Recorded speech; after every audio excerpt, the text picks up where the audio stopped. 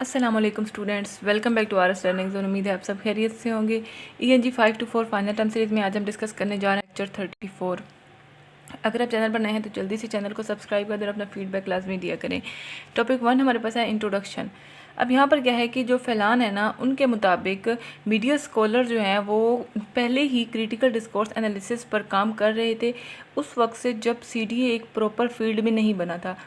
फिर यहाँ पर फेयर क्लोहन 2004 में वो क्या कहते हैं, इन्होंने ना हाईलाइट किया कि जो डिस्कोर्स है ना, जो importance of the concept of discourse है वो कब से हुआ। Concept of discourse to the emergence of media studies in 1970 and 1980s। Next बच्चा आपके पास है मीडिया स्टडीज़ है। अब इसमें है कि जो बाउंड्रीज़ और लोकेशन ऑफ मीडिया स्टडीज़ हैं वो क्या हैं, क्लियर हैं या नहीं है। उसके बाद मीडिया स्टडीज़ क्या एग्जामाइन करती है, यहाँ पर आपके पास डेफिनेशन बन रही है मीडिया स्टडी की। तो media studies examines the political, social, economic and cultural implications of individual media like newspapers, television, radio and their combined authority as the media। इसका मतलब है कि मीडिया स्टडीज़ ये दिखाती है कि मीडिया लोगों के आइडियाज़, पॉलिटिक्स, कल्चर, सोसाइटी और इकोनॉमी को कैसे अफेक्ट करती है। ठीक है, अब यहाँ पर अगर हम बात कर लें बाउंड्रीज़ की, तो जो boundaries and location of media studies हैं वो क्लियर नहीं है, is not so straight forward. मतलब ये कि मीडिया स्टडी का जो स्कोप है ना वो फिक्स नहीं है। इसमें पॉलिटिक्स, आइडेंटिटी, इकोनॉमी जैसे एरियाज़ अब किसके थ्रू समझे जा रहे हैं, मीडिया के थ्रू समझे जा रहे हैं। और ये चीज़ें are increasingly conceptualise as mediated और मेडिएटाइज। ये जो चीज़ें हैं ये मेडिएटेड या मेडिएटाइज हो चुकी हैं। अगर यहाँ पर हम मेडिएटाइज का मतलब पढ़ लें तो वो है कि जब कोई सोशल चीज़ जैसे कि पॉलिटिक्स या आइडेंटिटी है मीडिया के ज़रिए बनाई या समझाई जाए तो उसे क्या कहते हैं, उसे मेडिएटाइज्ड कहते हैं। जैसे अगर आप एग्जांपल ले लें कि अब जो पॉलिटिक्स है ना वो सिर्फ पॉलिटिक्स जो है वो सिर्फ पार्लियामेंट में नहीं होती, बल्कि वो टीवी शोज और ट्विटर के जरिए भी हो रही है। नेक्स्ट बच्चों हमारे पास यहाँ पर है the silent point here once at the heart of relationship between critical discourse analysis and media studies है। अब जो relationship between critical discourse analysis और मीडिया स्टडीज़ का हम अगर यहाँ पर पढ़ें CDA एंड मीडिया स्टडीज़ का जो रिलेशनशिप है वो तो है कि we can not understand the discursive constitutions of society independently of the structural and structuring dynamic of the large scale, macro scale and micro scale media. मतलब कि society किस तरह डिस्कोर्सेस से बनती है ये समझना उस वक्त तक पॉसिबल नहीं है जब तक हम मीडिया के जो माइक्रो और मैक्रो लेवल है ना, माइक्रो और मैक्रो लेवल है, इन रोल्स को हम ना समझ लें। फिर यहाँ पर फैलान ने क्या किया, इसने ना अपनी डिस्कशंस को 4 सेक्शंस में डिवाइड किया। वो कौन कौन सी हैं? पहली तो हमारे पास है ही first reflects on the emergence of the CDA as a distinct approach in the 1980s and 1990s। इस CDA किस तरह से 1980s और 1990s में एक डिस्टिंक्ट अप्रोच के तौर पर उभरा। ठीक है, उसके बाद ये इमर्जेंस उस वक्त की मीडिया स्टडीज़ की थियोरेटिकल डिवीजन से ना जुड़ी हुई थी, स्पेशली कल्चरल स्टडीज़ और पॉलिटिकल इकोनॉमिक्स के दरमियान। सेकंड हमारे पास यहाँ पर है कि देखें फैलान ने ना यहाँ पर ये बताया कि CDA को मीडिया रिसर्च में कैसे अप्लाई किया गया है, और साथ ही ये भी डिस्कस किया कि जो CDA है ना उसकी जो CDA को क्रिटिक्स भी किया गया, यानी कि कुछ लोगों ने इससे नैरो या लिमिटेड समझा, लेकिन इसका ना यूज़ जो है वो बढ़ता ही गया, इंक्रीज़ होता गया। सेकेंड यहाँ पर है in the third section he discuss future possibilities. Third section में इन्होंने ना फ्यूचर पॉसिबिलिटीज़ कुछ डिस्कस की, future possibilities of media discourse studies. अब इस सेक्शन में फैलान ने CDA के मुताबिक ना उसके जो फ्यूचर है ना उस पर बात की थी। वो कहते हैं कि जो मीडिया डिस्कोर्स स्टडीज़ है ना उसको CDA के जो ट्रेडिशनल तरीके हैं ना उससे आगे बढ़ना चाहिए। पर्सपेक्टिव पैराडिग्म की बजाय ज़्यादा फ्लेक्सिबल और ओपन एंडेड अप्रोचेज है ना उनको एक्सप्लोर करना चाहिए। नेक्स्ट हमारे पास टॉपिक है topic 2 media studies and historical emergence of CDA। अब इसमें हमने क्या पढ़ना है, जो फेयर क्लो है ना 1995 में उन्होंने कहा कि मीडिया डोमेन में कल्चरल स्टडीज़ का इन्फ्लुएंस जो है वो CDA रिसर्च में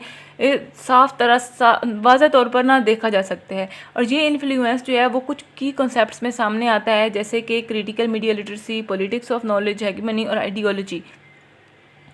ठीक है, अब यहाँ पर क्या था कि ये कॉन्सेप्ट जो है ना ये CDA को सिर्फ टेक्स्ट एनालिसिस तक ही लिमिटेड नहीं रखते, बल्कि मीडिया के ज़रिए सोशल कंट्रोल और मीनिंग मेकिंग का प्रोसेस है ना उस तक भी लेके जाते हैं। अब यहाँ पर अगर आप एलन की स्टेटमेंट पढ़ें, यहाँ पर अगर आप ये क्वेश्चंस बना लेना कि CDA और कल्चरल स्टडीज़ दोनों अलग क्यों नज़र आते हैं, तो उसका आपके पास आंसर ये होगा कि एलन के मुताबिक CDA और जो कल्चरल स्टडीज़ हैं वो 2 अलग अलग एकेडमिक्स फील्ड बन चुकी हैं। ये आपके ब्लैंक्स के लिए भी इंपॉर्टेंट है। यहाँ पर ना अब कुछ रीजंस हैं जिस वजह से ये अलग नज़र आते हैं। तो वो रीजंस कौन सी हैं? एक तो ये है कि जो है ना सीडीए का जो आगाज़ है वो लिंग्विस्टिक डिपार्टमेंट में हुआ। CDA merge through the work of linguistic based eight linguistic department. वहाँ पे क्या होता था कि जो थे ना स्कॉलर थे, उनका काम उन जर्नल्स में पब्लिश होता था जो कि लिंग्विस्टिक्स के ना मतलब मशहूर थे, जो लिंग्विस्टिक के लिए मशहूर थे। इस वजह से उनका जो फोकस है वो ज़्यादातर किस चीज़ पे था? एनालिटिकल कंसर्न्स पे था, ज़बान के थ्योरेटिकल एस्पेक्ट्स पे था। उस चीज़ तक ही महदूद था, उस चीज़ तक ही लिमिटेड था, जो है ना ब्रॉडर कल्चरल फ्रेमवर्क है उधर तक नहीं पहुंचा था। फिर यहाँ पे फिर clove desire to combine post structuralist और मार्क्सिस्ट पॉलिटिकल इकोनॉमी, ये आपने याद रखना है। जो फेयर क्लो है ना उसने पोस्ट स्ट्रक्चरलिज्म और मार्क्सिस्ट पॉलिटिकल इकोनॉमी दोनों की इंसाइट को कंबाइन करना चाहा कि उसका मकसद इस चीज़ के पीछे क्या था कि एक थियोरेटिकल आइडेंटिटी बनाई जाए जो दोनों एक्सट्रीम्स से ना बैलेंस बना के रखे। इस वजह से जो सीडी है ना उसको एक ऐसा एनालिटिकल टूल बना दिया गया जो मीडिया स्कॉलर्स के लिए ना 2000s में बहुत ज़्यादा यूज़फुल साबित हुआ। उनको ना अगर उनसे कोई क्वेश्चन पूछता कि व्हाट मेथड्स और मेथडोलॉजी आर यू यूजिंग, तो उसका आंसर जो है ना एक फ़ौरन वाला जो आंसर था ना वो मिल गया उनको। जैसे अगर कहें कि व्हाट मेथड्स और मेथडोलॉजी आर यूजिंग, तो इसका आंसर सीडीए। नेक्स्ट बच्चों यहाँ पर है CDA researchers needed to proactively establish credibility. अब यहाँ पर अगर आपको शॉर्ट बताऊँ तो ये है कि पॉलिटिकल इकोनॉमी स्कॉलर जो है ना, political economy scholars discourses approach को ना पहले वीक समझते थे। उनको लगता था कि सीडीए जो है ना वो जो कि असली पावर डायनामिक्स हैं जैसे कि इकोनॉमी और पॉलिसीज़ है ना उनको इग्नोर करता है। इसलिए फेयर क्लो ने क्या किया, इन्होंने मार्क्सिस्ट कंसेप्ट ऑफ डायलेक्ट का यूज़ किया, जिसका मतलब है कि डिस्कोर्सेज और मटेरियल रियलिटी का ना एक डीप इंटरेक्शन। अब ये जो है ना ये सीडीए को एक सीरियस पॉलिटिकल फ्रेमवर्क बनाता है, ठीक है। फिर यहाँ पर टर्म यूज़ हुई कल्चरल पॉलिटिकल इकोनॉमी की। तो 2006 में फेयर क्लो ने टर्म दी जो कि कल्चरल पॉलिटिकल इकोनॉमी। अब ये है ना जो मतलब उनकी थ्योरी को ना इवोल्व वर्जन था ये टर्म। अब ये कॉन्सेप्ट कल्चरल और इकोनॉमी को एक क्या करता है, एक इंटीग्रेटेड नज़र से ना एनालिसिस करता है, एक इंटीग्रेटेड नज़र से उसका तजिज़िया करता है। और ये टर्म ना क्या हुआ था कि ये ख़ास तौर पर उन स्कॉलर्स के लिए थी जो कि क्रिटिकल रियलिस्टिक को ना फॉलो करते थे। ये किसकी स्टेटमेंट है यहाँ पर? डिकन्स एट एल की है। अब यहाँ पर रिचर्डसन का हम अगर वर्क पढ़ लें तो इनका भी बहुत इंपॉर्टेंट रोल है। रिचर्डसन ने ना फेयर क्लो के लैंग्वेज ऑफ न्यू कैपिटलिज्म वाला जो काम है ना उस काम को ना ज़्यादा मटेरियलिस्ट आइडेंटिटी दी थी। उसने क्या किया कि सीडीए को सिर्फ डिस्कोर्स का नहीं बल्कि एक जो रियल सोशल इकोनॉमिक इश्यूज़ है ना उसका भी एनालिटिकल टूल बना दिया। अब जो ये अप्रोच है ना ये पॉलिटिकल इकोनॉमी स्कॉलर्स के कंसर्न्स को भी एड्रेस करता था। अब फिर बच्चों यहाँ पर आपके पास जो लाइन है ना ये हाईलाइट ही आपने कर लेनी है। टॉपिक 3 हमारे पास है आर्टिकुलेटिंग सीडीए इन मीडिया स्टडीज़। इसमें अब क्या है, अब इसमें आपके पास क्वेश्चन है कि सीडीए का मीडिया में यूज़ है वो कैसे होता है। तो सीडीए क्या है? क्रिटिकल डिस्कोर्स एनालिसिस है। ये ना ज़्यादातर इंडिविजुअल मीडिया टेक्स्ट या लिंक्ड मीडिया कंटेंट का ना एनालिसिस करती है जहाँ पर टेक्स्ट के इंटर टेक्सचुअल कनेक्शन को समझा जाता है, ठीक है। अब यहाँ पर अगर हम देख लें कि कितनी यहाँ पर देखें कि कुछ ना हमें दी हुई हैं स्टैंड्स दी हुई हैं और वो कौन कौन सी हैं। We can identify at 3 levels of analysis that often come together in the same research project. अब सीडी के एनालिसिस के ना 3 लेवल हैं, 3 स्ट्रैंड्स हैं जो मीडिया रिसर्च में यूज़ होते हैं। पहला स्ट्रैंड कौन सा है? One strand of research is the one closest to linguistic highlight the structure convention, ये फर्स्ट है। और फिर यहाँ पर हमारे पास सेकंड है। इन द सेकंड स्ट्रैंड मैं यहाँ पर अभी अंडरलाइन कर लेती हूँ ना ताकि आपको फिर कन्फ्यूजन ना हो। और फिर थर्ड ये वाला है सोशियोलॉजिकल इम्प्लीकेशन। अब फर्स्ट अगर हम पढ़ लें तो फर्स्ट हमारे पास है स्ट्रक्चरल और लिंग्विस्टिक फोकस, ठीक है। यहाँ पर रिसर्चर्स हमारे पास कौन से हैं? बेंदा और मवाजा जो है ना ये रिसर्चर्स हैं।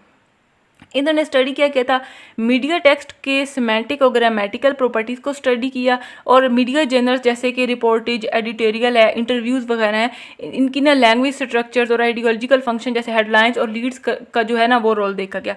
सेकंड स्ट्रैंड में जो हमारे रिसर्चर्स हैं, सेकंड स्ट्रैंड में हमारे पास जो रिसर्चर्स हैं वो कौन कौन से हैं? क्रेज और कैसले हैं 2013 वाले। और इन्होंने एक्सप्लोर क्या किया कि मीडिया में ना किस तरह से आइडेंटिटी, बिलोंगिंग और वर्ड रिप्रेजेंटेशन नॉर्मलाइज होती है और कौन बोलता है, कैसे प्लेटफॉर्म मिलता है और किसको प्लेटफॉर्म मिलता है, कौन से डिस्कोर्सेज एब्सेंट होते हैं, ये क्वेश्चन जो है ना ये हाईलाइट किए गए। और फिर जो थर्ड स्ट्रैंड है उसमें क्या हुआ? Third strand focus on the sociological implications.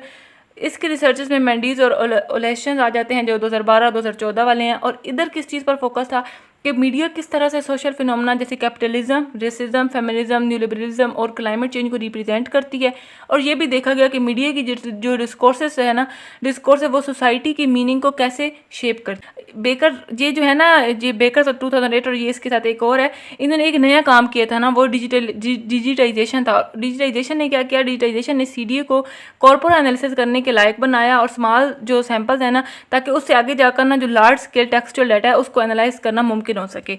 बच्चों नेक्स्ट यहाँ पर है मशीन 2013। इनका यहाँ पर हम पढ़ लें तो जो मशीन है ना, इन्होंने मशीन है और उसके साथ निब्लोक है 2008 में, और एरिक्सन 2015, रेडरिक 2013, ये जो सारे रिसर्चर्स हैं ना, इन्होंने क्या एनालाइज किया था। यहाँ पर इनके researchers have analyse सेमियोटिक form that were relatively, ये चीज़ इन्होंने क्या एनालाइज किया कि जो सेमियोटिक्स फॉर्म है वो पहले जो इग्नोर हो रहे थे उनको स्टडी किया गया, जैसे visual design, branding, audio visual communication, human और नॉन ह्यूमन जो एक्टर्स हैं ना उनके दरमियान जो डिस्कोर्सेज हैं।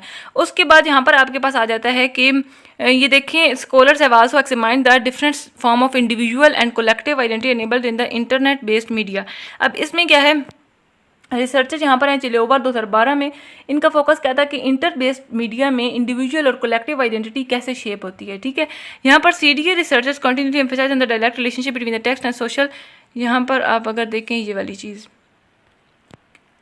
तो जो है ना, जो सीडीए है वो हमेशा टेक्स्ट और जो सोशल कॉन्टेक्स्ट है ना उसके दरमियान एक डायरेक्ट रिलेशनशिप को एम्फसाइज करता है। ये उसका क्या था, कोर थ्योरेटिकल अजम्पशंस है। नेक्स्ट अब यहाँ पर देख लें, एक लास्ट हमारे पास जो टॉपिक है तो ये है yet media sociologist have criticise CDA, third last line है, फोर्थ लास्ट लाइन है। अब जो क्रिटिसिज्म हुआ था बाय मीडिया सोशियोलॉजिस्ट वो क्या था कि कुछ मीडिया सोशियोलॉजिस्ट ने ना सीडीए को क्रिटिसाइज़ किया है। कहते हैं कि ये जो है ना ये सिर्फ टेक्सचुअल एनालिसिस तक लिमिटेड है। इनका कहना था कि जो टेक्स्ट है ना उसके साथ कॉन्टेक्सचुअल एनालिसिस भी ज़रूरी है, जैसे कि मीडिया टेक्स्ट किस तरह प्रोड्यूस और सर्कुलेट होते हैं ये भी समझना चाहिए। ठीक है, नेक्स्ट बच्चों हम पढ़ लेते हैं टॉपिक 4, हमारे पास है future of possibilities of research. इसमें हमने क्या पढ़ना है, अब इसमें हमारे पास है कि कुछ future possibilities of CDA research हैं। मीडिया स्टडीज़ के ना 4 एनालिटिकल टीयर्स क्या है और सीडीए का क्या रोल होता है, ये हमने इस चीज़ में पढ़ना है। जो क्रिटिकल डिस्कोर्स स्टडीज़ है ना should be able to focus on all of 4 analytical tiers of the media studies, totality of production, representation, distribution and reception. CDS critical discourse studies, CDS को मीडिया स्टडीज़ के जो 4 analytical tears हैं ना उन पर focus करना चाहिए। वो कौन से हैं, प्रोडक्शन है यानी कि मीडिया कंटेंट का जो है वो तैयार होना, रिप्रेजेंटेशन है कि कंटेंट में क्या और कैसे दिखाया गया, डिस्ट्रीब्यूशन है कि कंटेंट का किस तरह से स्प्रेड हुआ, रिसेप्शन है कि ऑडियंस ने उसे किस तरह से समझा और रिएक्ट किया। अब सीडीए को ना इन तमाम जो है ना उसके एस्पेक्ट्स हैं उनको कवर करते हुए इंटरटेनमेंट, मीडिया और पॉपुलर कल्चर तक ना अपना एक जो स्कोप है ना एक्सपेंड करना चाहिए। अब यहाँ पर बच्चों नेक्स्ट हमारे पास स्टेटमेंट है एडजेविक और ये कोवेसिस की 2013 फोर्थ फिफ्थ लाइन है कि इंटरव्यूज़ और न्यूज़ टेक्स्ट का सीडीए में क्या एनालिसिस हो सकता है। तो इंटरव्यूज़ और न्यूज़ स्टोरीज़ का जो टेक्स्ट है वो एनालाइज किया जा सकता है। जर्नलिस्ट के सोर्सेज को भी डिस्कोर्सेज के हवाले से समझा जा सकता है। अब ये एनालिसिस जो है ना ये बताएगा कि सोशल और इंस्टीट्यूशनल एजेंट्स जो हैं वो मीडिया टेक्स्ट के साथ क्या करते हैं। और ये स्टेटमेंट किसकी है, एडजेविक और ये इस दूसरी के 2013 में। लेकिन साथ ही जो है ना ये भी समझना ज़रूरी है कि जो डिस्कर्सिव स्टेटमेंट है वो ख़ुद लोगों को कैसे शेप करता है, उनकी सोच, उनकी जो जज्बात होती हैं, उनकी आइडेंटिटी होती है, उसको किस तरह से मोल्ड करते हैं। नेक्स्ट बच्चों यहाँ पर है अकॉर्डिंग टू फेयर क्लॉक क्या कहते हैं कि जो है ना सीडीए है उस मतलब जो ऑडियंस एनालिसिस को ना सीडीए में इतनी ज़्यादा अहमियत नहीं मिली थी। उसके बाद यह है कि फ्यूचर में हम सोच सकते हैं कि ऐसा अप्रोच कि जहाँ पर ना जो एनालिसिस है वो मीडिया टेक्स्ट से स्टार्ट ना हो बल्कि एक ऑडियंस के हवाले से स्टार्ट हो कि वो डिस्कोर्सेज में कैसे शामिल होते हैं। और ये भी बताएंगे कि ऑडियंस जो है मीडिया के ज़रिए कैसे डिस्कर्सिव शेप होती है और उनका जो बिहेवियर होता है वो किस तरह से डिस्कोर्सेज के मुताबिक चेंज होता है। और बच्चों नेक्स्ट लिखा हुआ है कि जो है ना डिजिटल ज़माने में जो ऑडियंस है वो अब सिर्फ देखने वाली नहीं रही बल्कि वो कंज्यूमर्स भी हैं, डिस्ट्रीब्यूटर्स भी हैं और जो है ना प्रोड्यूसर्स भी हैं। यहाँ पर बच्चों आपके पास है क्वालिटेटिव और क्वांटिटेटिव के सीडीए में क्वांटिटेटिव और क्वालिटेटिव जो है ना डिवाइड को कैसे चैलेंज किया जा सके। तो सीडीए जो है वो ट्रेडिशनली क्वालिटेटिव अप्रोच समझी जाती है, लेकिन फ्यूचर में ना मीडिया डिस्कोर्स स्टडीज़ दोनों अप्रोच को मिक्स कर सकती हैं। अब जो डिस्कोर्स एनालिसिस है ना वो सिर्फ लिंग्विस्टिक प्रोटोकॉल्स फॉलो करने तक लिमिटेड नहीं है बल्कि उसको ना आगे फोकस करना चाहिए पावर डायनामिक्स पर भी और पॉलिटिकल मोटिवेशंस पर भी। लास्ट में बच्चों ये 2-3 लाइनें जो हाईलाइट हैं वो आपने पढ़ लेनी है। इतनी इंपॉर्टेंट तो नहीं है, लेकिन इसमें से ना क्या पता ब्लैंक्स आपकी आ जाएँ, थोड़े बहुत चांसेस हैं। तो ये था जी हमारा आज का लेक्चर, उम्मीद आपको समझ आ गया होगा। मिलते हैं नेक्स्ट लेक्चर नंबर 35 के साथ। तब तक अपना ख्याल रखिए, मुझे अपनी दुआ में याद रखिएगा। अल्लाह हाफ़िज़।